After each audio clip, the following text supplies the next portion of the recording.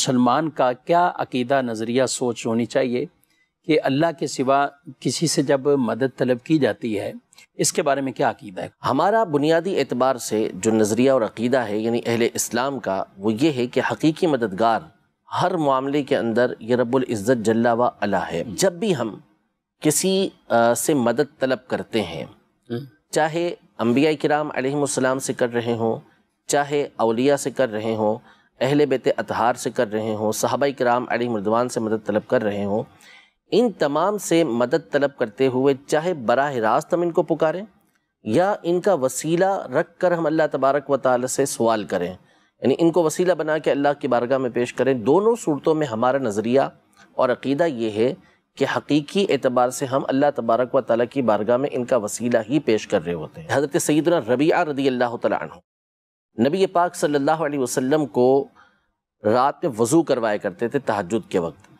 تو آپ یہ فرماتے ہیں کہ کنت ابیت، میں رسول پاک صلی اللہ علیہ وسلم کے ساتھ رات گزارتا تھا، یعنی آپ علیہ السلام کے لیے پانی تیار رکھتا تھا۔ تو ایک مرتبہ نبی پاک صلی اللہ علیہ وسلم نے ان سے ارشاد فرمایا سل ربیعہ، اے ربیعہ مانگ، یعنی جو مانگنا ہے مانگ لو، دریائے رحمت جوش پہ تھا۔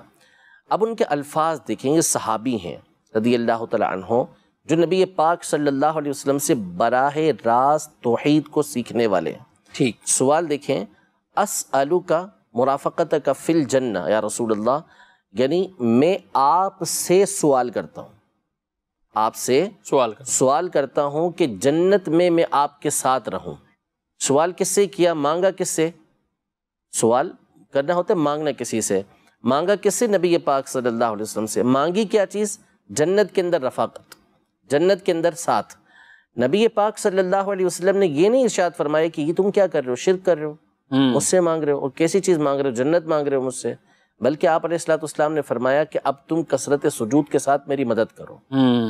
یعنی آپ علیہ السلام نے ان کے اس فعل کے اوپر، ان کے اس سوال کے اوپر انکار نہیں فرمایا، بلکہ ان کے اس سوال کو برقرار رکھا، باقی رکھا، اور اس پہ فرمایا کہ اب جنت تو ہو گئی، لیکن کرنا کیا ہے، ساتھ ساتھ اب وہ نہیں ہو جانا کہ آپ بے فکرے ہو جائیں، بلکہ اب آپ نے مزید اللہ تبارک و تعالیٰ کی عبادت کرنی ہے، تو کثرت سجود کے ساتھ میری مدد کرو۔ ابو ہریرہ رضی اللہ تعالیٰ عنہ بارگاہ رسالت میں حاضر ہوتے ہیں اور حاضر ہو کر عرض کرتے ہیں کہ یا رسول اللہ انی سمعت منک حدیثا کثیرا انسا، کہ یا رسول اللہ میں آپ سے بہت ساری حدیثیں سنتا ہوں لیکن پھر میں اس کو بھول جاتا ہوں۔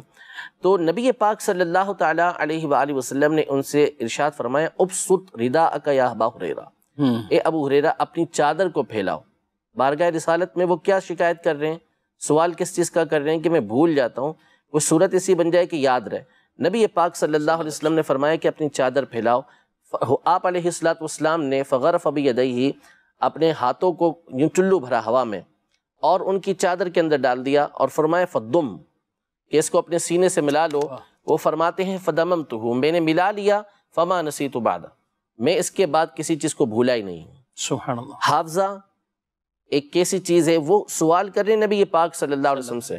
نبی پاک صلی اللہ علیہ وسلم نے یہ نہیں فرمایا دیسی دوا کھاؤ جا کے، معجون کھاؤ یا خمیرے کھاؤ، بلکہ نبی پاک صلی اللہ علیہ وسلم نے عطا فرمایا کہ چادر پھیلاؤ، اور اس میں آپ نے چیز ڈالی اور فرمایا کہ اس کو اپنے سینے سے لگا لو، اس کے بعد وہ بھولے بھی نہیں، اور چیز بھی بظاہر نظر آنے والی، یعنی مٹھی بند کر کے آپ حافظہ دے دیا ان کو، حافظہ، ماشاءاللہ، اور ان کو یہ فائدہ بھی پہنچا۔ اب مجھے بتائیں کون سا حکیم ہے جس کے پاس آپ جائیں گے اور اس کو کہیں گے کہ بھائی میرا حافظہ کمزور ہے، بھول جاتا ہوں، کیا کروں؟ وہ اٹھا کے یوں چادر میں آپ کے ڈال دے اور آپ کو بولے کہ لگا لو سینے سے اور فیس دے دو میری، تو کوئی فیس دے گا اس کو؟